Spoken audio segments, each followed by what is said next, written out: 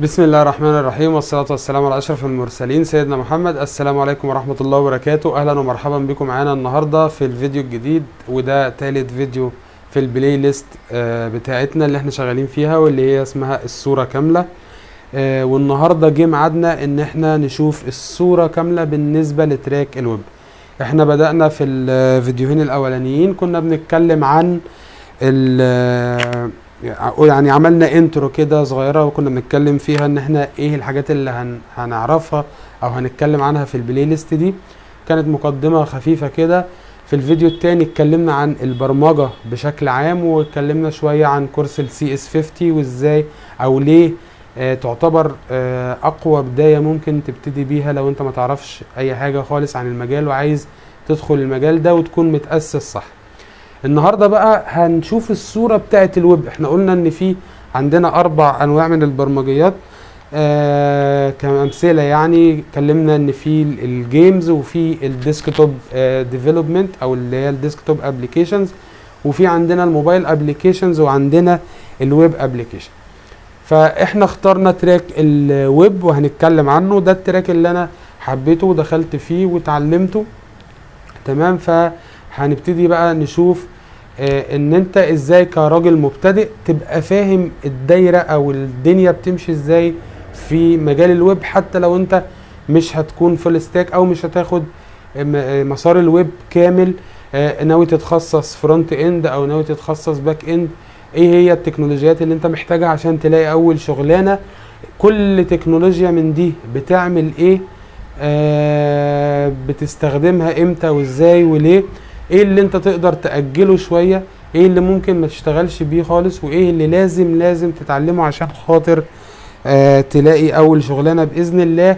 وممكن بعد كده تكمل الحاجات اللي انت مش هتدرسها او مش هتذاكرها في البداية يعني. لكن خلينا نرجع نفكركم بحاجة احنا قلناها في الفيديو الاولاني تقريبا. احنا كنا اتفقنا مع بعض ان مفيش حاجة اسمها تعليم بيخسر، مفيش حاجة اسمها انا ضيعت وقت في ان انا اتعلمت حاجة ما استفدتش بيها، مفيش حاجة اسمها في المجال ده انا ما استفدتش بيها. هو المجال كله مربوط ببعضه، وكله مشبك في بعضه، وكله الحاجة اللي انت هتتعلمها هنا ممكن ما تستخدمهاش في الشغل، لكن لما تيجي تذاكر حاجة تانية تلاقيك ان انت فاهمها، لان الكلام كله شبه بعضه. احنا قلنا ان البرمجة فيها اساسيات مشتركة ما بين كل اللغات، او معظم التكنولوجيات اللي انت بتستخدمها بتلاقيها كلها مبنية على فكرة واحدة وعلى مبدأ واحد. فاحنا النهاردة هنتكلم عن الويب ديفلوبمنت. زي ما انتم شايفين كده عندنا النقطتين اللي انا لسه قايل عليهم، اللي هو ايه اللغات والتكنولوجيات اللي لازم اتعلمها عشان الاقي شغل، وايه هي التكنولوجيات اللي يمكن تعلمها بعد الحصول على اول وظيفة. انا سايب الحتة دي كده فاضية. ممكن انا كاتب لك هنا لو انت اخدت بالك معظم الحاجات اللي انت محتاجها في تراك الويب. في حاجات من هنا اساسية لازم نتعلمها عشان نلاقي شغلانة او عشان نمسك اول وظيفة، وفي حاجات ممكن نحطها هنا في المنطقة دي اللي هي انا ممكن ااجلها شوية لحد ما الاقي شغل. دي كده كل او معظم الحاجات. وهنبتدي نعلم على حاجات ده لازم اتعلمه قبل ما ان انا الاقي شغلانه، مش هعرف الاقي شغلانه من غيره. والحاجه اللي احنا هنمسحها من هنا ممكن نحطها هنا ان احنا ناجلها شويه. والمنطقه دي كده منطقه فاضيه ان احنا لو عايزين نشرح اي مثال او نقول اي حاجه نوضحها بامثله، نبقى ايه نوضحها في هنا في المنطقه دي. خلينا الاول قبل ما نشوف التكنولوجيات اللي عندنا خلينا نتكلم عن حاجة مهمة محتاجين ان احنا نعملها قبل ما نبتدي نتعلم. ايه هي بقى؟ انا عايز احدد التخصص بتاعي. انا اخترت خلاص مسار الويب. مسار الويب ده بقى ايه التخصصات اللي فيه، وازاي اختار التخصص اللي انا هكمل فيه او اللي انا حابب ان انا اتعلمه. طيب مبدئيا كده حضرتك هتعمل شوية سيرش صغيرين كده. ممكن تكتب في جوجل، اكتب بأي صيغة انت تكتبها، المهم توصل لحاجة تاخد منها معلومة. اللي هي ايه؟ اكتب مثلا ايه هي الوظائف بتاعة الويب، او اكتب مثلا ويب ديفلوبر جوب ديسكريبشن.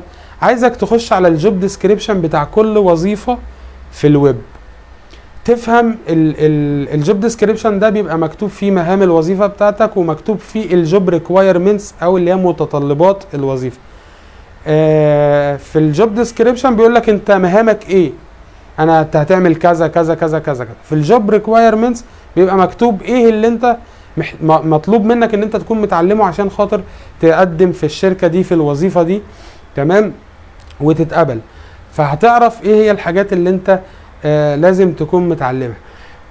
هتقول لي طب والفيديو ده لازمته ايه؟ الفيديو ده بقى هنقول بقى احنا ليه محتاجين نتعلم ده دلوقتي، وايه وليه احنا ممكن نأجل ده، عن طريق ان احنا هنفهم كل حاجة من دول من التكنولوجيات اللي مكتوبة دي بتعمل ايه في الويب، وايه اللي مستخدم دلوقتي وايه اللي كان مستخدم زمان، وانت هتحدد الرود ماب بتاعتك بنفسك. تمام.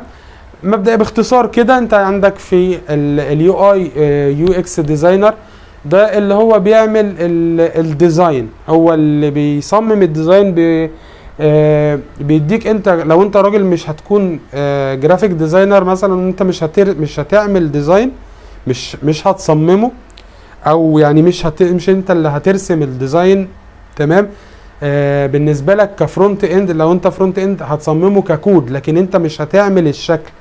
تمام. انت بتكتب كود يطلع الشكل اللي اليو اي او اليو اكس ديزاينر بيديهولك، سواء بقى على فايل فوتوشوب او على فيجما او على اكس دي، ايا كان هو بيديك فايل في الديزاين، انت بتكتب الكود اللي يطلع نفس الشكل اللي في الديزاين اللي الديزاينر مديهولك. دي كده اول وظيفه. في عندك بقى الفرونت اند، تمام اهو، وعندك حاجه اسمها باك اند، وعندك حاجه اسمها داتابيز. داتابيز دي مش شغلانه، هو بتاع الباك اند على حسب برضو حجم المشاريع. الباك اند هو اللي بيصمم الداتابيز لو مشروع بسيط او لو التيم صغير. في شركات ممكن يبقى عندها ناس هي شغلتها الداتابيز، تمام، والباك اند يكون منفصل، يعني الاكواد اللي بتتكتب على السيرفر. تمام. وعندك الفرونت اند. باختصار الفرونت اند بيكتب الكود اللي بيخرج الديزاين اللي الديزاينر عامله، وده اللي اليوزر بيشوفه. يعني انت كراجل مستخدم، احنا نفترض ان انت راجل مش ديفلوبر، انت راجل مستخدم، بتفتح جهاز الكمبيوتر بتاعك، تفتح البراوزر، تكتب www.example.com، بيطلع لك الصفحه اللي عينك بتشوفها، ده شغل الايه؟ الفرونت اند. اللي بيحصل بقى وراء الكواليس اللي انت مش بتشوفه، ده شغل الباك اند. والداتابيز طبعا برضو مع الباك اند برضو، ودي بتعمل الموديل اللي بيخزن الداتا، الشكل اللي بيخزن الداتا. في عندنا حاجه اسمها SQL، وفي حاجه اسمها نو SQL. هتبقى تفهم الكلام ده لما انت تخش تتعمق في الموضوع ده. ده كده باختصار الوظائف اللي موجوده في الويب. طبعا كراجل كناس ديفلوبرز، ناس مبتدئين، انا مش بتكلم على الهاي ليفل، مش بتكلم على الناس المانجرز والسينيورز والكلام ده، والناس اللي هم اللي بيسموهم بيبقى ليهم اسامي تانية كده كبيره، يعني بيبقى ليهم مهام تانية. انا بتكلم كديفلوبر، سواء كجونيور مثلا او كراجل سينيور بعد مثلا 3 سنين خبره ولا حاجه. دي الحاجات اللي انت بتستخدمها، ودي الوظائف اللي هي بتاعت الناس المبتدئه. تمام. هنيجي بقى الاول عشان خاطر نفهم كل تكنولوجيا من دول. يعني انا عندي هنا في الفرونت اند، انا عندي برنسبلز، اساسيات في HTML و CSS والجافا سكريبت، الاساسيات بتاعتهم. في عندي بعد كده عندي حاجه اسمها CSS فريم او لايبراري. عندي امثله البوتستراب والتيلويند، بتختار حاجه فيهم. عندك ال CSS بري بروسيسور، عندك حاجه اسمها ساس وحاجه اسمها ليس، برضو بتختار واحده فيهم تتعلمها. في عندي حاجه اسمها تمبلت انجن، ودي من ضمن الامثله بتاعتها. في عندي حاجه اسمها EJS، وعندي باك جي اس اللي هي كان اسمها جيد قبل كده، وعندي ال HBS ده كنا اتكلمنا برضو عنه في اول فيديو. وعندنا بعد التمبلت انجن، طبعا انا مش بتكلم في ترتيب التعلم، انا بقول لك الحاجات اللي موجوده عندك في التراك. عندك JS فريم ورك زي فيو او انجلر او رياكت. دول اشهر 3 موجودين. بتختار حاجه فيهم برضك بتتعلمها. عندك حاجه اسمها تاسك رانرز اللي هي زي الجلب مثلا كمثال. عندك حاجه اسمها يونت تيستنج. تمام. المفروض ان في وظيفه اسمها تيستر، ده بيعمل تيستنج للكود ويشوف الكود شغال وبيخرج المخرجات اللي انت مستنيها او المتوقعها ولا لا. تمام. ده كده بالنسبه للفرونت اند. عندك في الباك اند دي اللغات اللي انت بتتعلم حاجه فيهم. ممكن يعني والله انت اشتغلت بقالك فتره بلغه وحبيت تنقل للغه تانية برضو براحتك. المهم ان انت اهم حاجه لو تشتغل باك اند بتختار واحده في دول، وكل لغه معاها الفريم ورك بتاعتها. يعني البي اتش بي ليها فريم ورك اسمها لارافيل، والنود جي اس ليها فريم ورك اسمها اكسبريس. عندك البايثون ليها فريم ورك اسمها جانجو. عندك سي شارب ليها فريم ورك اسمها اي اس بي دوت نت. ودي امثله على انواع الداتابيزز. عندك ماي اس كيو ال ومونجو دي بي واوراكل واس كيو ال سيرفر والكلام ده. ده كده بشكل عام. عندك بردك حاجه اسمها اتش تي تي بي ريكويست. ده مصطلح او مفهوم بردك هتتعرض له. عندك حاجه اسمها اي بي اي، وعندك حاجه اسمها الجيت والجيت هاب. طبعا انا بستعرض لك بس المصطلحات او التكنولوجيات واللغات اللي انت هتقابلك في التراك.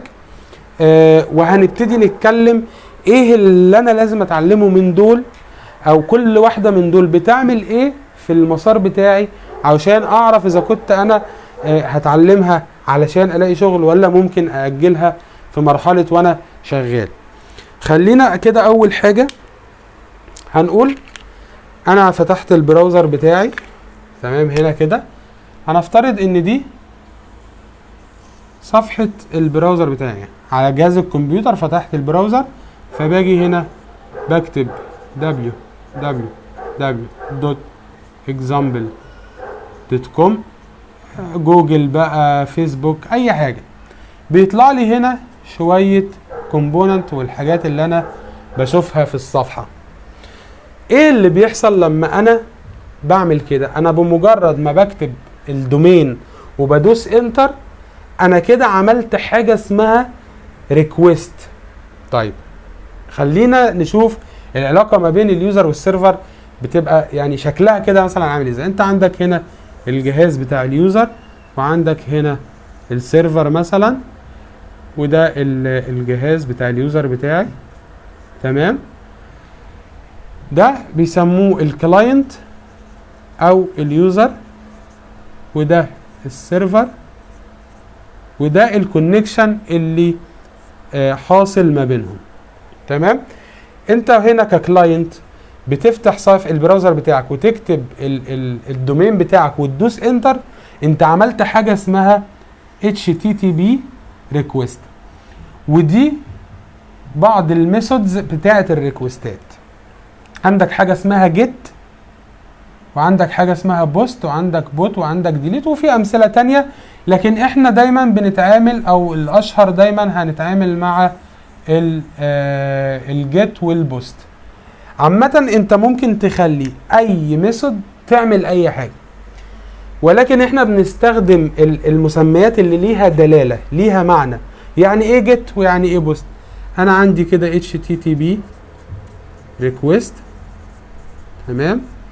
في عندي ميثود اسمها جيت، وعندي ميثود اسمها بوست. تمام. وقلنا في بوت وفي ديليت، لكن احنا خلينا دول الاشهر اللي احنا هنتعامل معاهم. وقلنا احنا ممكن نخلي اي ميثود تعمل اي طريقة، وهنفهم ازاي دلوقتي. الجيت ده جيت داتا فروم سيرفر، يعني انت بتاخد داتا او بتجيب داتا، بتطلب من السيرفر ابعت لي يا عم الحاج، انت بعت له ريكويست، ابعت لي يا عم الحاج داتا من السيرفر. الميثود اللي هي البوست دي انت بتسند داتا تو سيرفر. تمام. البوت بتعمل ابديت والديليت بالديليت، بس انت عامه لا، البوت يعني الابديت والديليت انت بتستخدم فيهم في الشغل العملي. يعني ممكن في المشاريع الصغيره مثلا بتستخدم البوست لو انت هتشتغل في شركه يعني ملتزمه قوي بالموضوع ده، تقول لك لما تيجي تعمل ابديت اعمل لي ريكويست بوت، او لما تيجي تعمل ديليت اعمل ديليت. المهم هنفهم دلوقتي احنا ازاي ممكن نخلي اي ميثود تعمل اي فانكشن احنا عايزينها. يبقى انا اول حاجه كده لما انا بقول لك انا بكتب اسم الدومين وبدوس انتر انا ببعت ريكويست، يبقى اول حاجه محتاج ان انت تعرفها في مجال الويب ايه هو ال HTTP ريكويست. ال HTTP ريكويست انت هتدخل على موزيلا ديفلوبر نتورك او على جوجل سيرش، هتكتب في السيرش وتخش على اي لينك تقرا. المهم ان انت تفهم الموضوع، هياخد معاك 10 دقايق قرايه بس، المهم تفهم المحتوى او المقال اللي انت هتقراه. يبقى دي اول حاجه محتاج ان انت تعرفها وتفهمها. ليه؟ لان انت لما تيجي في الشغل العملي، لو انت لسه دلوقتي بتذاكر HTML و CSS انت لسه مش هتتعرض للموضوع ده. الريكوستات دي انت بتبعتها عن طريق الجافا سكريبت، تمام؟ فانت ان انت دلوقتي ممكن تكون مش واصل لك، او انت ما استخدمتش الريكوستات في حاجه لو انت لسه دوبك بتتعلم HTML و CSS. لكن انا بقول لك ده كده اول اكشن بيحصل لما بتيجي تفتح صفحه ويب، بتبعت باول ما بتفتح الدومين انت كده بعت HTTP ريكوست. طيب ال HTTP ريكوست في حاجات جواه، ده طلب من اليوزر او من الكلاينت للسيرفر، تمام؟ ده بيبقى شايل فيه حاجه اسمها هيدر وحاجه اسمها بادي. البادي ده بيبقى شايل مسج. المهم انا يهمني في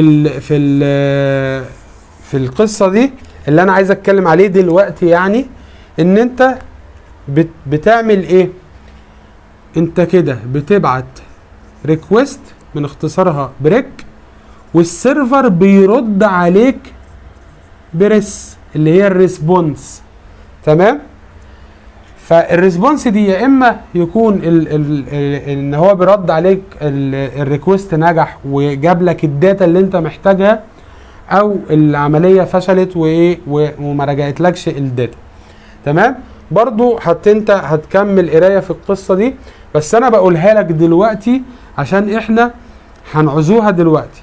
ليه؟ لما نيجي نتكلم على فكره ال API وفكره الحاجات اللي احنا محتاجينها في الفرونت اند مثلا، ايه اللي احنا لازم نتعلمه دلوقتي وايه اللي ممكن نأجله.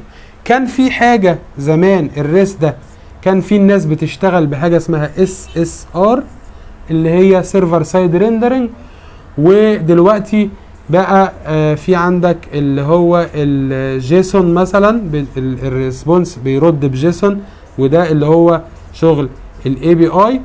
بس خلينا دلوقتي ايه نسيب الموضوع ده دلوقتي، هنرجع له تاني. طيب يبقى اول حاجه ان انت كده سواء فرونت اند سواء باك اند انت محتاج تقرا وتفهم الريكوستات دي قصتها ايه، تمام؟ طيب عندنا حاجه هنا قبل ما اكمل الكلام وقبل ما نمشي الرحله بتاعتنا، انا عندي هنا الجيت والجيت هاب. الجيت والجيت هاب ده انا حاططها لوحدها كده منفصله، تمام؟ ليه؟ دي ملهاش ميعاد تتعلموا فيها. اهم حاجه ان انت تتعلمها قبل ما، يعني انت عشان خاطر تعرف تقدم على شغل، انت الجيت هاب ده بترفع عليه المشاريع اللي انت عملتها. انت لما بتيجي تقدم على شغل، السينيور او صاحب الشركه او التيم ليدر اللي بيعينك بيقول لك ابعت لي البورتفوليو بتاعك. فانت البورتفوليو بتاعك ده عباره عن المشاريع اللي انت نفذتها. المشاريع دي انت الراجل بيبقى عايز يبص على الكود بتاعك، فانت بتحط الكود بتاعك على حاجه اسمها الجيت هاب. والجيت هاب ده بيستخدم تكنولوجي او بيستخدم كونسبت اسمه الجيت. فانت اتعلم الجيت والجيت هاب، سواء بقى قبل ما تتعلم HTML و CSS، بعد ما تتعلم تتعلمه. وقت ما تتعلمه كده انت هتعوز ترفع عليه مشاريعك عشان خاطر الناس تشوفها. وكمان تقدر تعمل ديبلويمنت للمشاريع، يعني تعمل تهيئة على الجيت هاب بيجز ويبقى يديك لايف دومين كده ان انت تقدر الناس تفتحه وتشوف الشغل بتاعك، مش بس تشوف الكود، لا تشوف كمان شكل التمبلت او الديزاين بتاعك، واذا كان ريسبونسيف مش ريسبونسيف تشوف الشكل بعينيه.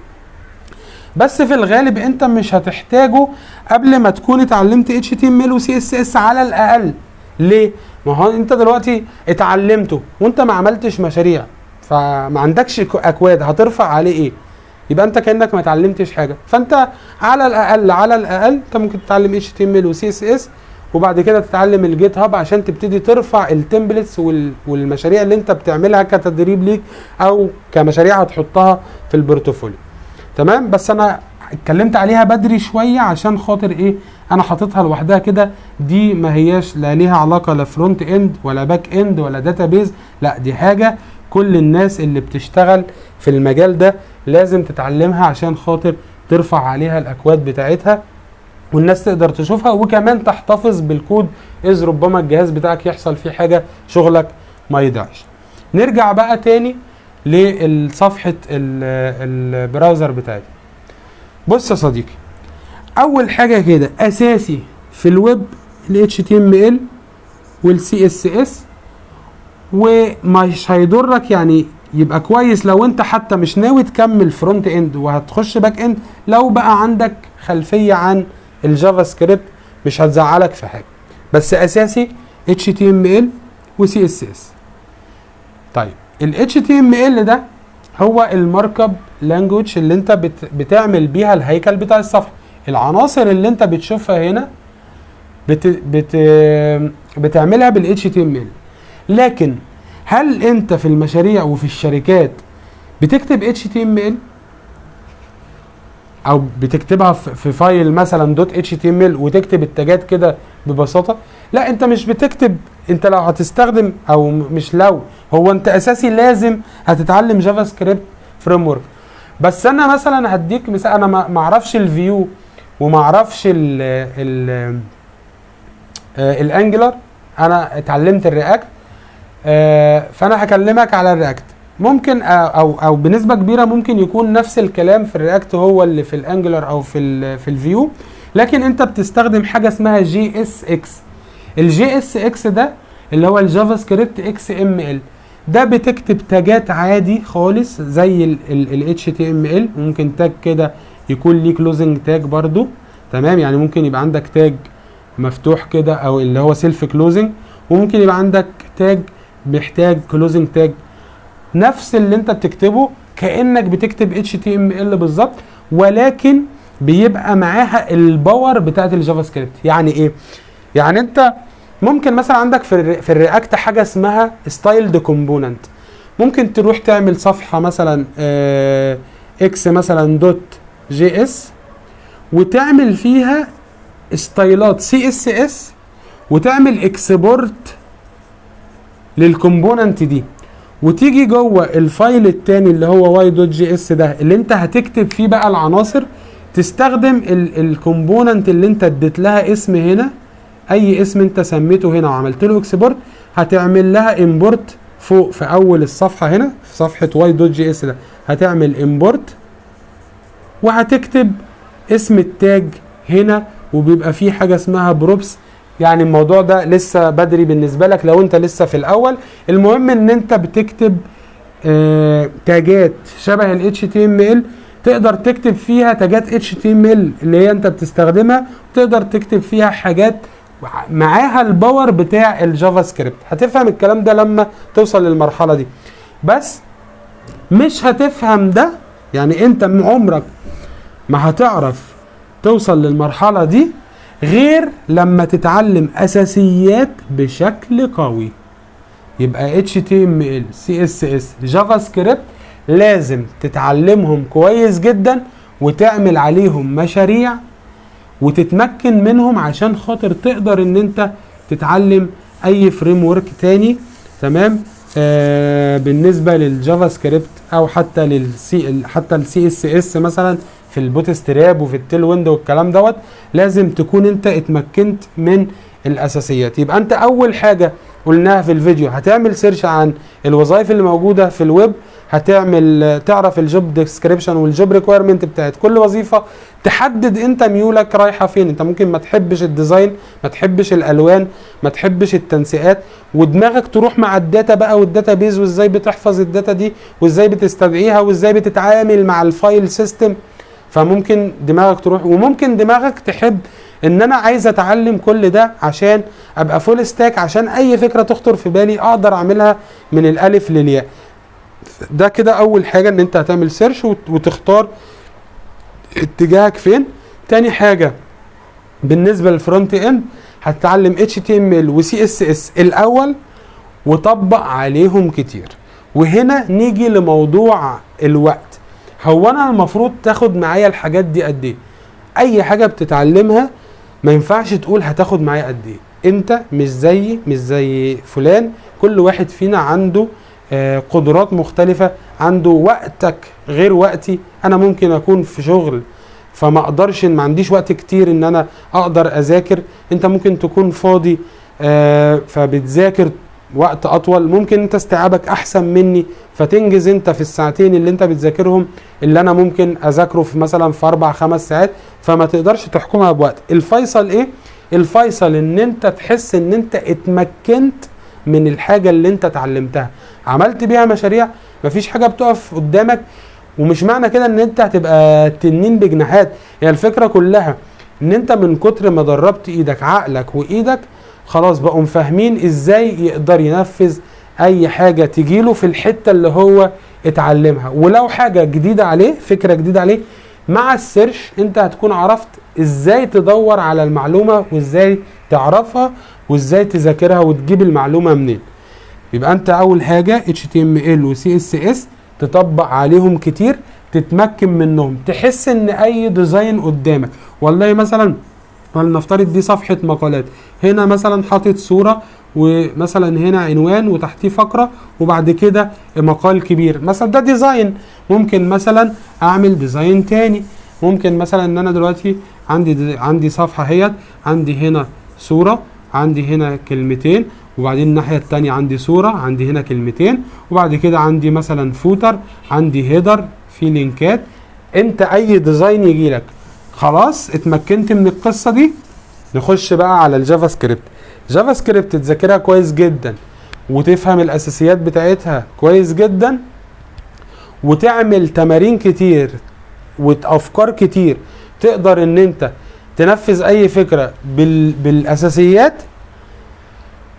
وانت صحيح مش هتشتغل باساسيات الجافا سكريبت، انت هتشتغل بفريم ورك، ولكن فهمك وقوتك في الاساسيات هيخليك تفهم الفريم ورك بسهولة جدا. وهتحس بقى ان انت بالنسبة لك الفريم ورك ده لعبة، لان انت الاساس بتاعك قوي. بعد ما هتطبق ال HTML و CSS لوحديهم، وبعد كده تذاكر الجافا سكريبت كويس، بعد ما تكون اديت ال HTML و CSS حقهم ووقتهم في المذاكرة وفي التطبيق، تذاكر اساسيات الجافا سكريبت كويس قوي، تديها حقها ووقتها برضو في المذاكرة وفي التطبيق وفي الفهم. واهم حاجة ما تشتتش نفسك وما تستعجلش، الاستعجال هيضيعك. يبقى ده كده اساسيات لازم هذاكرهم واتعلمهم كويس قوي عشان خاطر اعرف اذاكر الحاجات اللي هشتغل بيها. تمام؟ نيجي بقى، طبعا احنا لما بنتكلم على HTML و CSS فاحنا بنتكلم برضك على ال HTML5 و CSS3.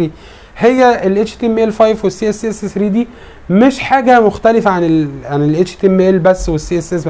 هي الفكرة كلها ان اضافات اضافت على ال HTML، فبقى عندك تاجات مثلا زيادة، بقى عندك عناصر زيادة في ال CSS، مثلا في الانيميشن بقى عندك 3D مش عارف ايه، شوية حاجات اضافات بقت موجودة زيادة معاك تقدر تستخدمها. مش معناها ان القديم اتلغى، القديم ما اتلغاش، القديم بتفضل تستخدمه، ولكن بقى معاك اضافات ليها مدلولات تانية وليها بتديلك باور اقوى، تمام، لما بتستخدمها في المكان الصح بتاعها. ده بالنسبة ل HTML5 و CSS. نيجي بقى نرجع تاني للصفحة والموضوع الريكوست. بس قبل ما نرجع للصفحة وللريكوست خلينا هنا برضك الاول شوية. طيب انا دلوقتي بالنسبة لل CSS framework او library زي ما تسميها. انت بتختار عندك حاجه اسمها بوت ستراب، وعندك حاجه اسمها تيل ويند، وعندك امثله كتير. اختار الفريم ورك اللي تعجبك. مهمتها ايه؟ هقول لك مهمتها ايه. هل نفترض على زي مثلا البوت ستراب، لو دخلت على الموقع بتاع البوت ستراب انت بتلاقي كومبوننت جاهزه. يعني انت مثلا وليكن عايز تعمل كارت، الكارت ده فيه صوره وفيه هنا تايتل وفيه هنا مثلا باراجراف كده، تمام، وتحتيها مثلا ايه، السعر مثلا، كلمه السعر، وقصادها الناحيه الثانيه السعر مثلا كده، تمام. فانت الشكل ده بدل ما انت ما تقعد تكتبه في ال HTML، تكتب الكومبوننت او العناصر وبعد كده تروح على ال CSS تنسقها، فانت بتروح على موقع البوت ستراب تجيب الكومبوننت زي ما بتروح على الكارت، بتجيب العنصر بالمحتوى بتاعه تحطه في ال HTML، لو في حاجة زيادة مش عايزها بتمسحها، وبتروح على ال CSS بردك بيبقى كل حاجة فيهم بكلاسز. الكلاسز دي انت بردك بيبقى معاك فايل بردك بتبقى منزله من موقع البوت ستراب وبتحطه عندك في صفحتك، والفايل ده الكلاسز هي بتشتغل اوتوماتيك وبيطلع لك الكومبوننت جاهز، فده بيوفر عليك وقت. انا على المستوى الشخصي انا بكتب بيور CSS. على فكره على المستوى الشخصي بحب CSS جدا، وبحب ان انا اكتب CSS، والواحد من كتر ما ايده ما اشتغلت في بروجكتات وعملت افكار كتير بقيت بعمل الكومبوننت اللي انا عايزه والتوزيعه بتاعت العناصر والشكل والديزاين بالنسبه لي بقى بنفس السرعه، لان انت بتاخد كومبوننت من البوت ستراب وتقعد تمسح فيه وتعدل في كلاسز، فده برضو يعني عليه عامل. لكن طبعا الخبراء والناس اللي مشغله ببوت ستراب او باي فريم ورك ثانيه بيقول لك بيسهل عليك وبتسرع معاك العمليه. يعني لو معاك بروجكت هتعمله في يومين مثلا، البوت ستراب مثلا ممكن يخليك تعمله في ساعتين. ده كلام الناس الخبراء، انا مش عايز اضحك عليك. كون ان انا بحب السي اس اس، بحب اكتب بيور سي اس اس بايدي، ده مش معناه ان هي دي اصح حاجه. الناس الخبره اللي بقالهم كتير شغالين وبيستخدموا اللايبراريز دي بيقول لك ان هي بتسرع جدا وبتسهل عليك عمليه الديزاين. الحاجه الثانيه ان انت لما هتروح شركه هتلاقيهم بيستخدموا واحده من اللايبراريز دي، فانت لازم تكون ماشي معاهم. ما ينفعش يبقى شركتك شغاله في اتجاه وانت شغال مع حالك في اتجاه. انت ممكن تكون طول عمرك شغال بوت ستراب وتروح شركه تلاقيهم شغالين بتيل ويند مثلا او تيل وايند، ما اعرفش نطقها ايا كان، تيل ويند تيل وايند. ممكن تلاقي انت كنت شغال بحاجه ورحت الشركه اللي انت رحتها شغاله بالحاجه الثانيه، غصبا عنك هتتعلم الحاجه الثانيه، بس هي بتبقى سهله جدا. تمام. نيجي بقى لموضوع الساس واللس اللي هي السي اس اس بري بروسيسور. دول بيعملوا ايه؟ السي اس اس بري بروسيسور ده انت بتختار يا ساس يا لس، تمام. والساس فيه ليها طريقتين او ستايلين في الكتابه، فيها بيبقى فري فايل امتداده سي اس اس، وفي امتداد اس سي اس اس، وفي امتداد ساس، تمام. بيعمل ايه؟ الكلام اللي انا هقوله على الساس والليس اللي هو السي اس اس بري بروسيسور وعلى التمبلت انجن، الاتنين الكلام فيهم واحد، ولكن ده بيعمل حاجه في السي اس اس، والتمبلت انجن اللي هو الاي جي اس والباج والاتش بي اس والكلام ده بيعملوا نفس الحاجه في الاتش تي ام ال. طيب تقول لي يا عم طب هم بيعملوا ايه؟ هقول لك. لو انا عندي 10 صفحات، انا ممكن يبقى عندي الموقع فيه 1000 صفحه، ماشي، بس احنا مش هنقوله 1000، مش هنقوله 100، هنقوله انا عندي موقع فيه 50 صفحه، ماشي.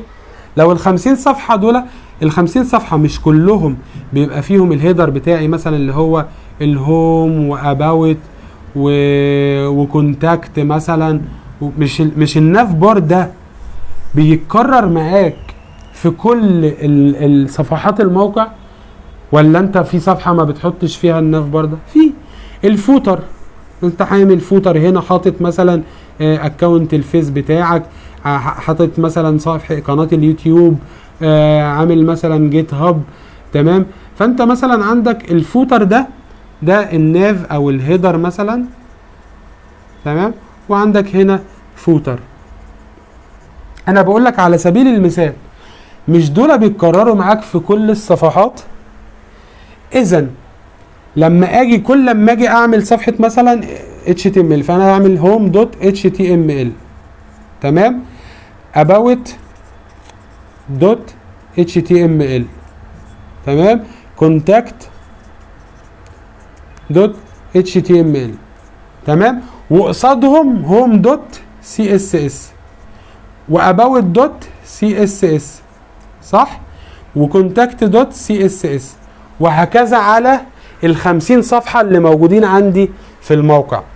طيب هل من المنطقي ان انا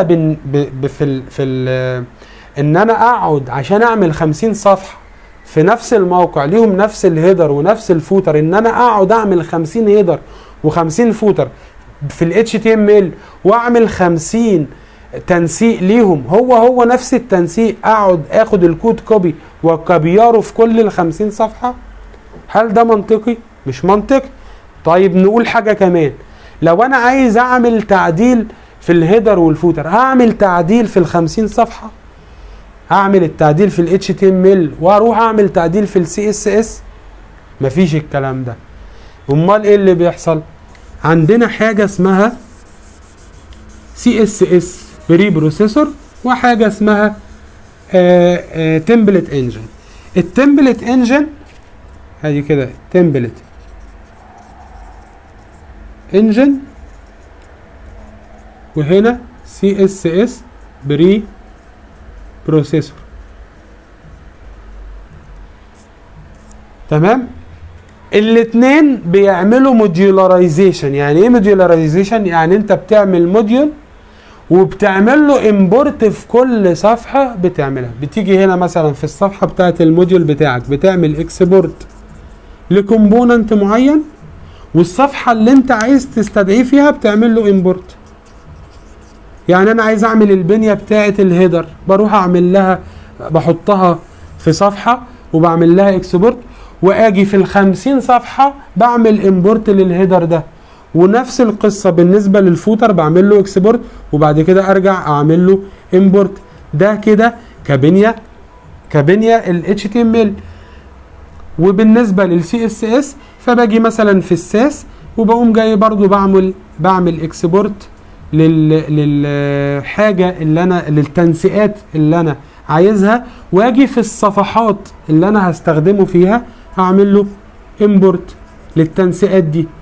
اذا يبقى انا اول حاجة عملت موديول اكسبورت وامبورت. انا عندي 50 صفحة فيها كل صفحة فيها هيدر، فبدل ما اعمل 50 هيدر ب HTML و50 تنسيق لل50 هيدر دول، انا بعمل تمبلت في صفحة واحدة بالنسبة لل HTML، وتمبلت في صفحة واحدة بالنسبة لل CSS، وبستدعيهم.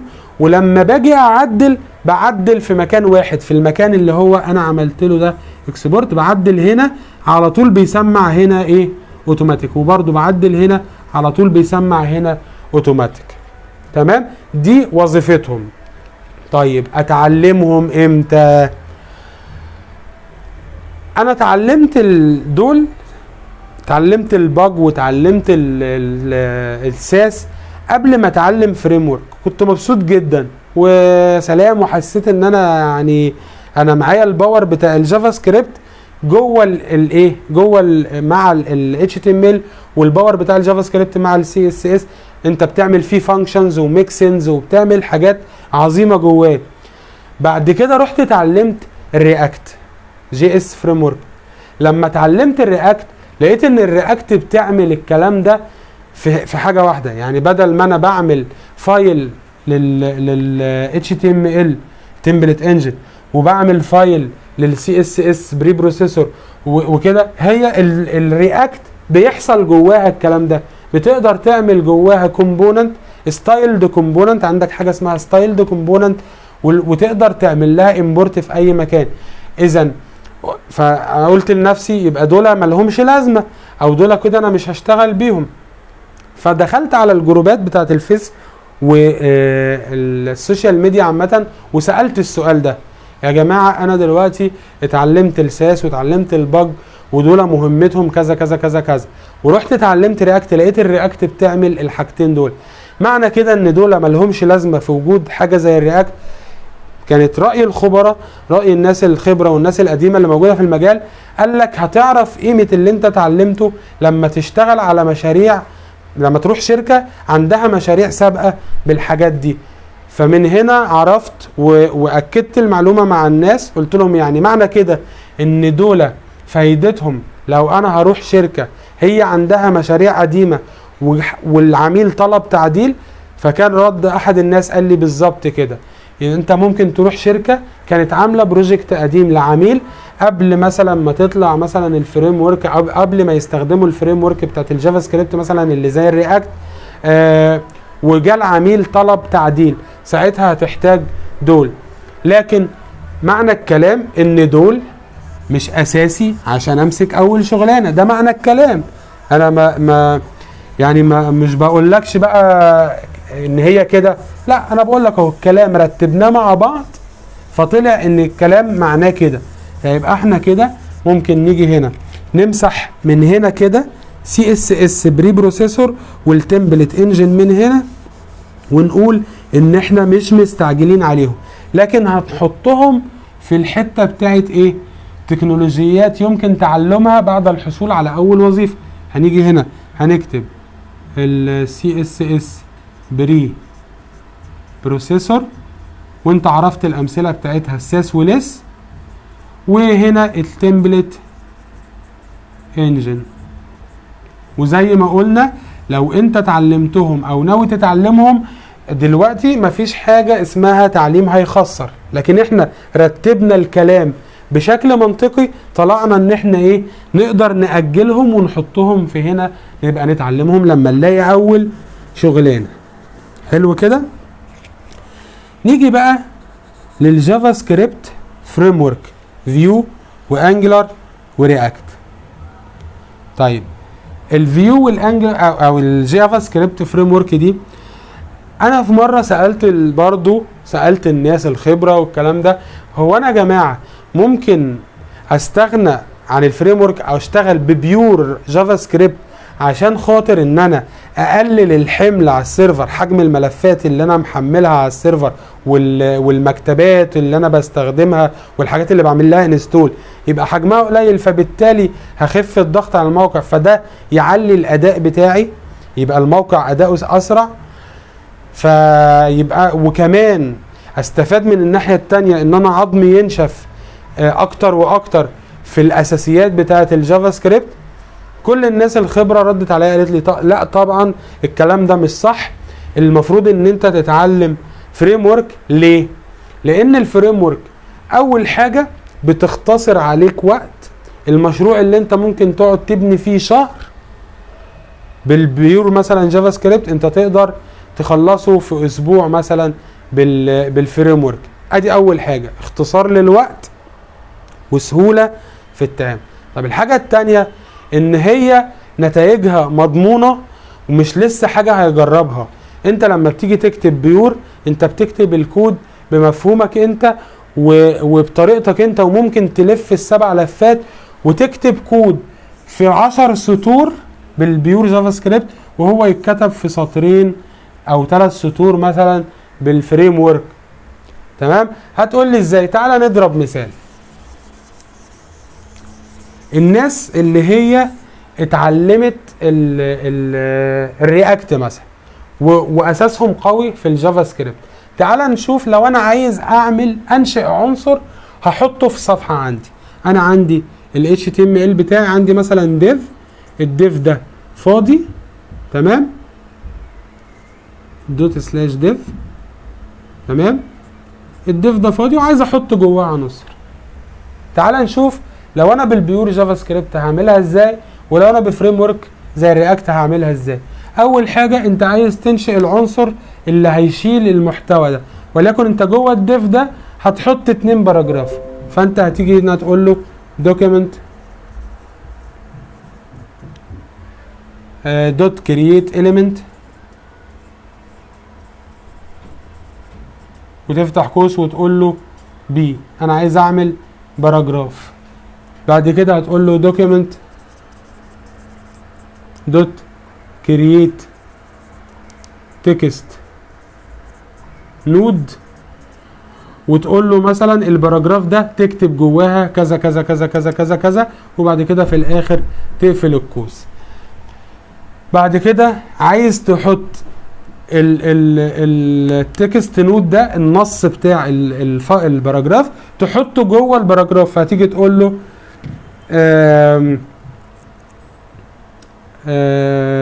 document دوت append child. لا، انت الاول هتقول له المفروض ان انت الاليمنت ده هتحطه في فاريبل، هتخزنه جوه فاريبل. وليكن انت مثلا هتقول له كونست مثلا ان الباراجراف مثلا باراجراف بتساوي دوكيمنت دوت كريتل، والتكست نود دي برضو هنقول له كونست تكست نود مثلا بتساوي دوكيمنت دوت كريت تكست نود. فهتيجي الاول تقول له هنا باراجراف دوت append child، وتحط جواها اللي هي الايه التكست نود، تكست نود.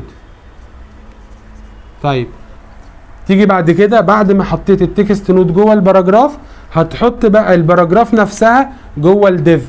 الديف ده مثلا المفروض بس وليكن ان انت هتكون مديله كلاس مثلا كلاس ماي ديف مثلا، وهتيجي هنا قبل ما تعمل كرييت اليمنت، المفروض ان انت بقى قبل ما تعمل كرييت اليمنت هتيجي هنا تقول له ايه، هتمسك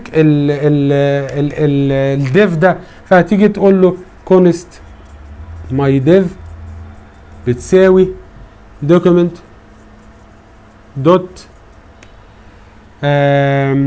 جيت اليمنت جيت اليمنت مثلا هنقول له ماي ديف ده الاي دي مثلا جيت اليمنت باي اي دي وهتفتح قوس وهتقول له مثلا الاي دي بتاعي ماي ديف، بلاش نقوله كلاس، خلينا هنجيبه بالاي دي.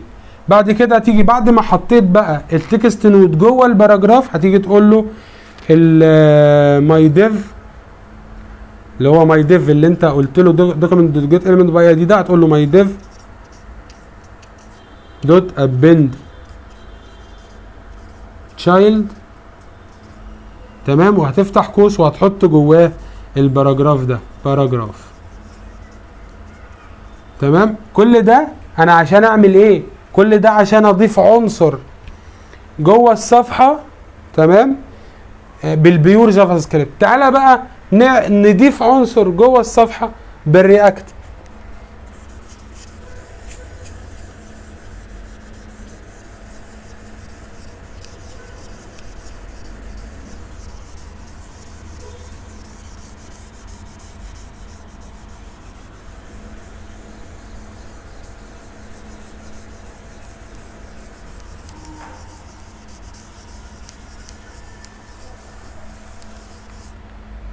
انت جوه الرياكت بتكتب الباراجراف بتاعك عادي خالص كده اهو، لان انت جوه الرياكت بتستخدم حاجه اسمها جي اس اكس.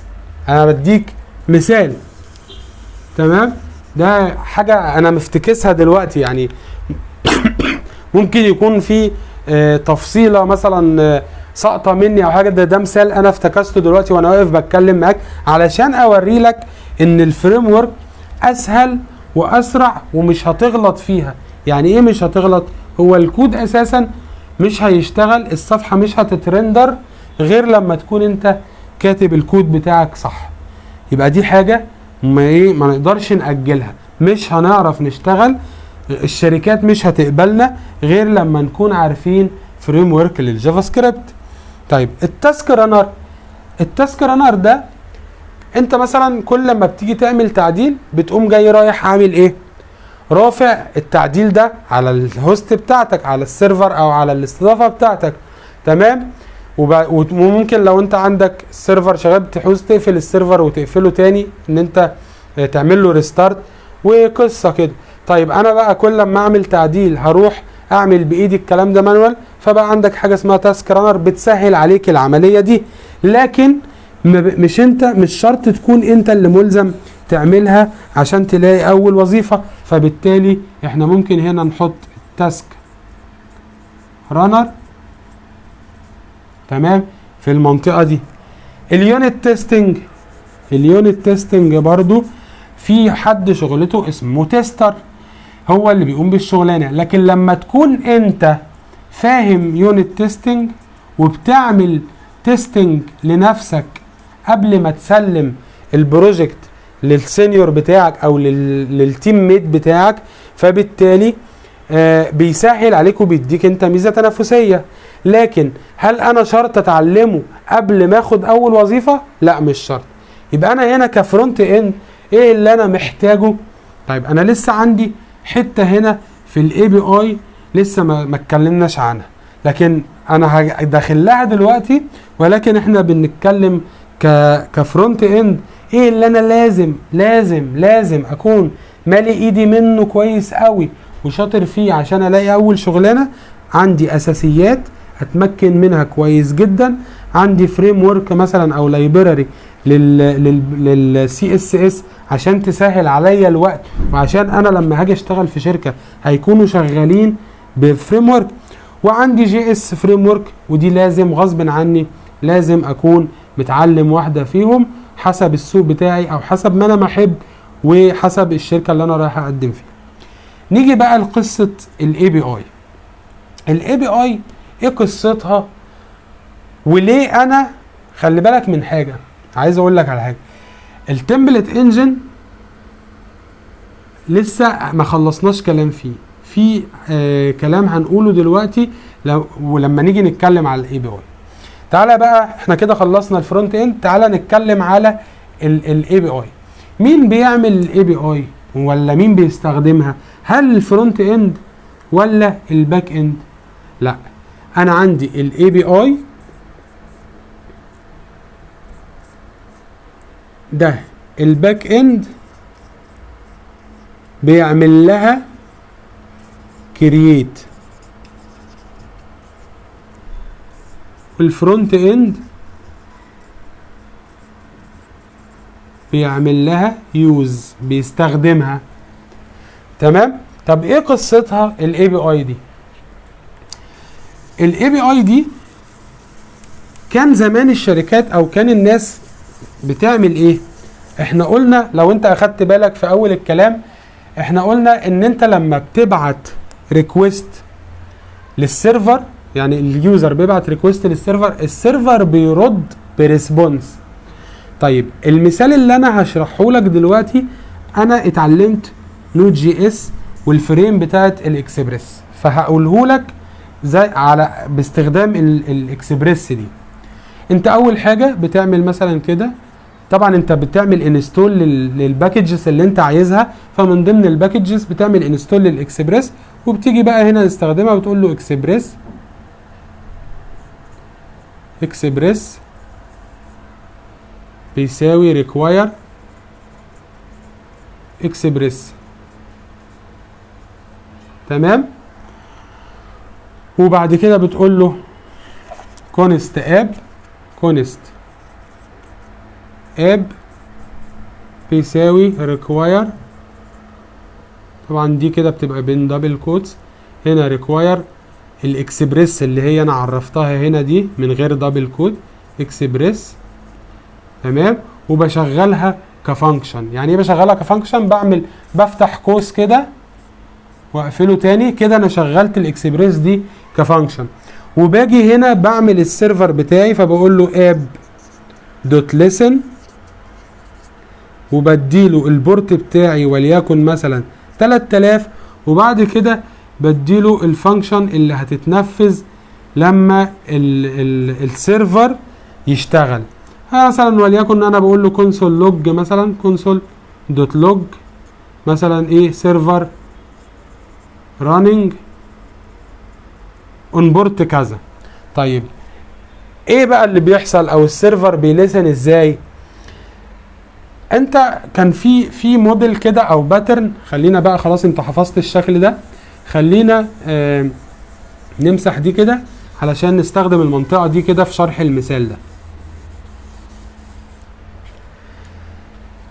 بتيجي هنا في النص هنا بعد ما عرفت الاب استدعيت الاكسبريس كفانكشن، وبعد ما عملت ليسن هنا في الاخر، بتيجي في النص هنا بتعمل حاجة اسمها ميدل وير. تمام؟ او بتعمل ان انت مثلا بتقول له ان انت دلوقتي الاب دوت جيت.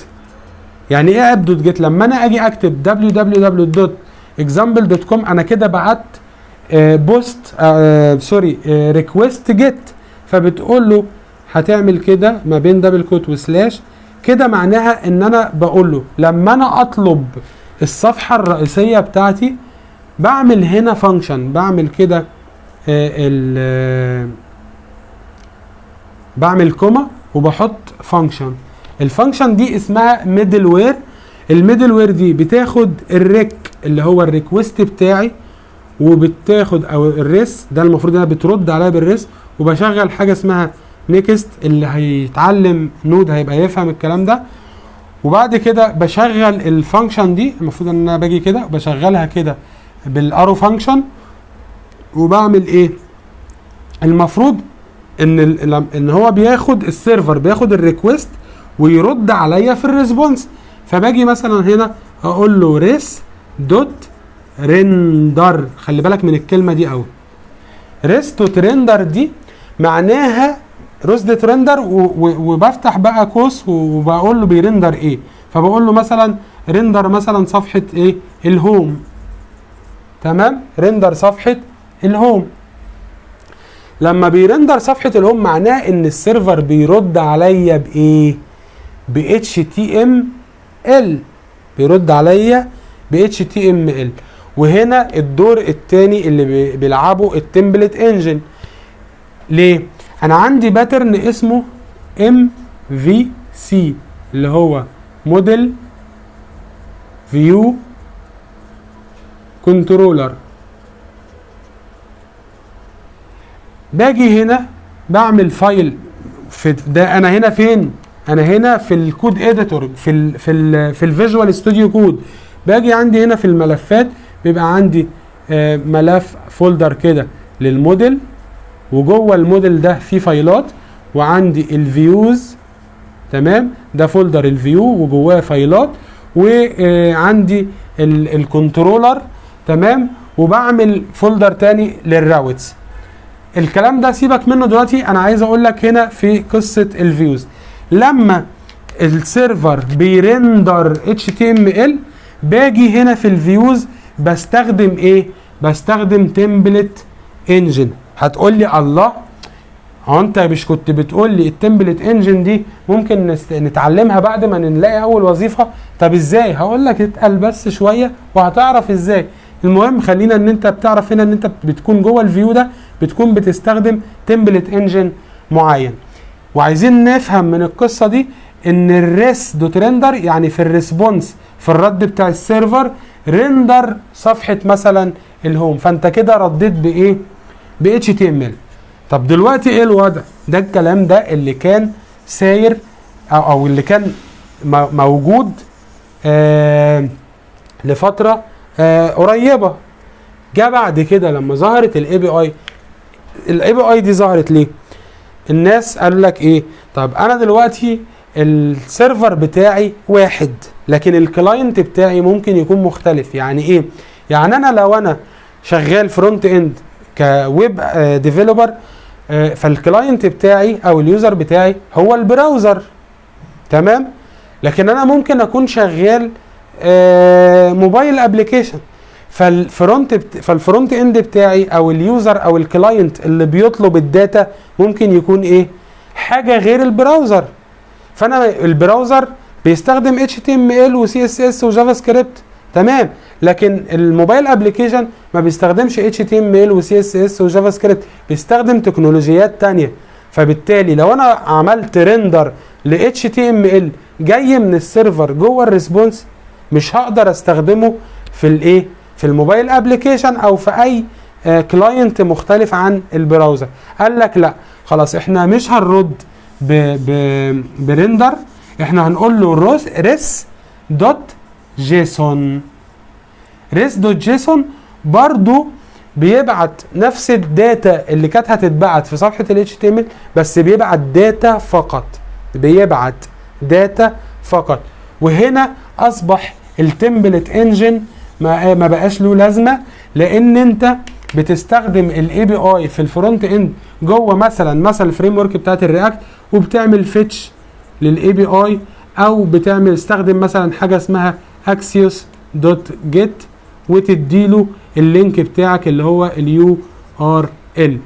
وبردك في الفيتش هنا انت بتستخدم اسynchronous بروجرامينج، وبتقول له هنا بردك فيتش للداتا ديت، وبعد كده بتقول له دوت زين، او بتقول له مثلا اويت الريس دوت جيسون والكلام ده. فاصبح هنا السيرفر ما بقاش بيرد، السيرفر بقى ريس دوت جيسون مش ريس دوت ريندر. السيرفر ما بقاش بيرندر HTML، بقى بيرندر او بيبعت حاجه اسمها جيسون. الجيسون ده بيبقى عباره عن اوبجكت شايل الداتا اللي انت محتاجها وخلاص. السيرفر ما بقاش ليه علاقه انت هتعرضها ازاي. بقى السيرفر مفصول عن ايه؟ بقى السيرفر مفصول عن الفرونت اند. السيرفر مهمته انه بيبعت لك داتا فقط. انا بالنسبه لي اتعلمت نود جي اس مع الفريم ورك الاكسبريس، وطبعا معاهم المونجو دي بي كداتابيز. كده بعد الفيديو بتاع النهارده، فيديو طويل معلش، ولكن كده فهمك ايه اللي بيحصل في الويب لما بتيجي انت تفتح صفحة الويب، الدنيا بتدور ازاي. بقيت انت فاهم ايه الحاجة اللي انت محتاج ان انت تتعلمها دلوقتي ضروري ضروري ضروري، وايه الحاجة اللي انت ممكن تلاقي شغل من غير ما تتعلمها، بس انت حاطط في خطتك ان انت لازما هتتعلمها. كده انت بقيت فاهم العلاقة اللي ما بين الفرونت اند والباك اند بتيجي ازاي الداتا اللي جايه من الباك اند بتظهر معاك في الفرونت اند بتحصل عليها ازاي. قلنا ان انت كفرونت اند بتبعت ريكويست جيت او ريكويست بوست. البوست ده لما انت بتيجي تبعت داتا للسيرفر عشان يخزنها جوه الداتابيز، بتبعت ريكويست، السيرفر بيرد عليك بداتا، بتاخد انت الداتا جوه الفريم ورك دي بقى تاخدها تحفظها عندك في مثلا في الرياكت عندك حاجه اسمها الستيت عفوا، عندك حاجه اسمها الستيت دي انت بتحفظ جواها الداتا بتاعتك، وتبتدي بقى تستخدم الميثودز بتاعتك اللي انت اتعلمتها في الجافا سكريبت. حاجه مثلا زي الماب، مثلا تاخد مجموعه داتا وتعمل لها مابنج وتبتدي تعرضها، تقول له مثلا ريتيرن بقى ديف، الديف ده جواه مثلا الداتا اللي انت عايز تعرضها. دي كده اللايف سايكل بتاعت برمجة الويب. بايه اللي بيحصل في قدامك على الشاشة، وايه اللي بيحصل وراء الكواليس، واللينك اللي ما بين الفرونت اند والباك اند ازاي بيشتغلوا مع بعض، ازاي بيبعتوا داتا لبعض. الحاجات اللي انت لازم تتعلمها عشان تلاقي شغل، الحاجات اللي انت ممكن تتعلمها بعد ما تلاقي شغل. اهم حاجة كل حاجة بتتعلمها تديها وقتها كويس جدا، واوعى تستعجل. والحاجة التانية طبق كتير بعد ما تتعلم، طبق كتير، هتتمكن، ايدك هتمشي، انت هتحس بالثقة بالنفس، هتحس ان انت يعني خلاص تقدر، انت ما عندكش الرهبة ان انت تروح تقدم على اي شغل وتقعد مع اي حد في انترفيو، والحاجة اللي انت عارفها تقول عارفها، والحاجة اللي انت مش عارفها تقول والله لسه انا ما اتعلمتهاش، بس انا حاططها في الجدول بتاعي، انا اتعلمت كذا وكذا وكذا، وناوي ان شاء الله خطتي فيها ان انا هتعلم كذا وكذا وكذا. هتكون انت بتتكلم بثقة، تقدر تروح انترفيو، تقدر تقعد تتكلم مع اي حد، هتكون واثق. اللي انا بقوله لك ده انت ممكن تكون شايفني بتكلم ما فصلتش ما تهتهتش، واقف بتكلم قصادك بثقة. انا عايز اقول لك ان انا مش خبرة سنين في المجال، انا بعتبر نفسي مبتدئ، وحتى لو انا بقى عندي خبرة 10 سنين برضه هعتبر نفسي مبتدئ. لكن الحقيقة ان انا بقول لك انا مش بالخبرة اللي بتاعت الناس اللي انت بتقعد تسمع منها كورسات. لكن ده جاي منين؟ ده جه بسبب ان انا بقول لك بدي الحاجة وقتها، طبقت كتير جدا جدا جدا، بعمل سيرش كتير جدا جدا في حاجات كتير انا لسه ما اتعلمتهاش وعايز اتعلمها وحاططها في الخطة. لكن الثقة بتيجي من ان انت بتطبق كتير وبتسيرش كتير، ولما بتقف معاك مشكلة ما بتسيبهاش غير لما بتدور عليها وتقدر توصل لحلها. انا عارف ان الفيديو ده طويل جدا، اطول من الفيديوهات اللي فاتت. انا معرفش هو ممكن يكون وصل لكام دقيقة دلوقتي، لكن هو فيديو طويل بس دسم جدا ومهم جدا. يمكن اهم فيديو بالنسبة للناس اللي مبتدئة في مجال الويب، الناس اللي اختارت الويب. الفيديوهين الاولانيين مهمين جدا برضو، لكن كانوا خفاف بالنسبة للفيديو ده. لكن ده عشان فيديو متخصص. احنا في الفيديوهين الاولانيين ما كناش تخصصنا في الويب، ما كناش اخترنا تراك الويب، احنا كنا قبل ما نختار التراك. لما النهاردة اخترنا تراك الويب واتكلمنا فيه، جبناه من اوله لاخره. اتمنى ان انا ما كنتش نسيت حاجة مهمة، واتمنى ان الفيديو ده يكون فاتكم. مش عارف البلاي ليست دي اقفلها على كده ويبقى ده الفيديو التالت، يبقى هي كده 3 فيديوهات وقدرت اوصل منها المسج، ولا اكمل. انا بفكر ان انا مش هشرح لك HTML ولا CSS ولا جافا سكريبت، لكن بفكر ان انا اشرح لك ازاي تلم كل واحدة فيهم، ايه اهم النقاط او اهم العناصر او اهم الحاجات اللي تركز عليها جوه اللغات دي، علشان دي اللي انت هتستخدمها كتير. في الغالب انا هعمل ده تمام. فممكن ان شاء الله الفيديو اللي جاي يكون قريب جدا، ابتدي مثلا اكلمك عن ال HTML، ازاي تلمها، ازاي تقسمها في عقلك الباطن، بحيث ان انت تبقى فاكر كل تفصيلة انت محتاجها. ايه هي تاجات الهيد اللي ما اتقالتش جوه الكورسات ولازمتها ايه، وبتعرفها امتى وهتستخدمها ليه وفي ايه. التاجات البادي، التاجات اللي جوه تاج البادي، العناصر، امتى تستخدم العنصر ده وامتى تستخدم العنصر، وايه العناصر اللي انت ازاي تقسمها، تعمل خريطة ذهنية ان انت تلم اللغة كلها. ده ممكن ان شاء الله يكون قريب جدا ويكون تكملة للبلاي ليست دي، لكن ده اللي انا كنت محضر له لحد دلوقتي. اشوفكم في فيديو جديد او بلاي ليست جديدة ايا كان. المهم ان انا اشوفكم على خير باذن الله. ما تنسوناش من صالح الدعاء، وما تنساش طبعا اللايك والسبسكرايب والشير والكلام ده، عشان الحاجات دي بتبقى مفيدة. السلام عليكم.